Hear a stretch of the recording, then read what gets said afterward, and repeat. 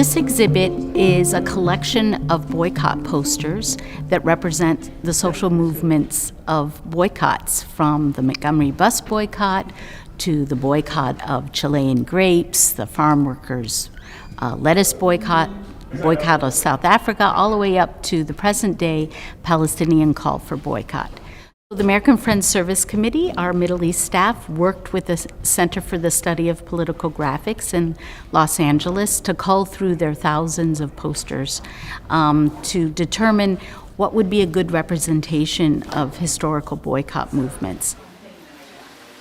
They represent the kind of economic activism that we hope people will be inspired to do that as they see injustice, to think about boycott and economic measures as a way to respond to injustice and to promote social change.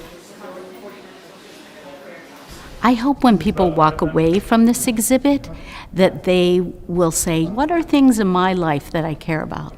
What are injustices that I want to see addressed? And maybe I could start a boycott, or maybe I could work with my community to find a target that represents this injustice as a way to create a conversation. Because really that's what this exhibit is about. It's to create a conversation in a community.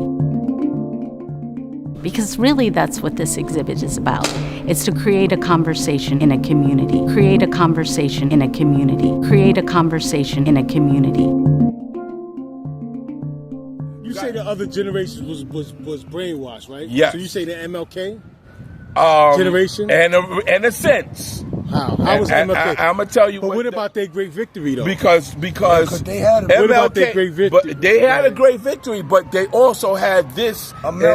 Think about it. Mm-hmm. They had in their MLK senses or whatever, turned the other cheek. Okay. That was from MLK. Why should we turn the other cheek? Tell me why. I'm going to tell you why. That was part of their great victory, by turning the other cheek. Yeah. Because you know why? Because turn the other cheek and nonviolent protest. Wait, hold on. It was part of a bigger context. Right. The other context was economic boycotting. When you go back to the Montgomery bus boycotts, Rosa Parks and all that, they don't tell us the whole story about that. Of course not. Did you know that story? Yes. They lost all of the monies that they were getting because there were more of us riding the bus than them. And so all the monies that they were supposed to be receiving from us, they were not getting. Exactly. Okay. And 381 days after it began, the bus boycott ends in victory, when the court rules that segregation on public transportation is unconstitutional.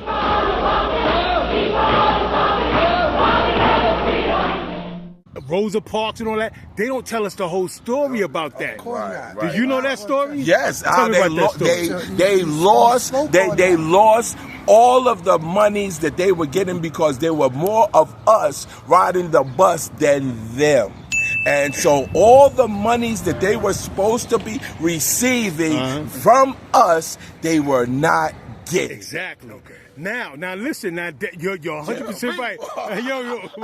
Right, my brother. Now look at it. That coupled with the nonviolent protest is how they won. Because if you weaponize, that's weaponizing your dollar. That's right. That's withholding your dollar. I'm not spending on this bus company no more. Right. We're gonna walk. We're gonna carpool. Right. We're gonna do whatever we do, but we're not taking your bus. Right. We're gonna pay entrepreneur taxis to drive us wherever. That's withholding your. That's economic boycotting. Now that worked with the Now what I'm finding out is Caucasians got violent. The KKK and all these people started getting violent because they was losing money and we was finding other means to get to work or whatever. Right. That's where the nonviolence come in, because you don't want to war with them at that, especially at that time in 1955, 1956. So that's why Martin Luther King was like, yo, don't fight them back, nonviolent protest. See, in context, it makes perfect sense. He had an answer for it makes perfect sense. The boycott continues over a year, costing Montgomery City bus lines $3,000 a day in lost revenue. Costing Montgomery City bus lines $3,000 a day in lost revenue. White segregationists react with violence. White segregationists react with violence. I remember doing the Montgomery bus boycott movement. The Klans would get on their horses and ride through, and try to intimidate people. Yet King and the leaders of the SCLC stay committed to face any intimidation with nonviolence. It makes sense, right? Nonviolent protest with economic boycott. The Montgomery transit system had very few riders and quickly faced economic failure. The Montgomery transit system had very few riders and quickly faced economic failure. At the end of the day, the almighty dollar kind of spoke to the companies. The fact that they were losing money left and right made them, pass the ordinance to allow people of all races to sit wherever they wanted on the bus.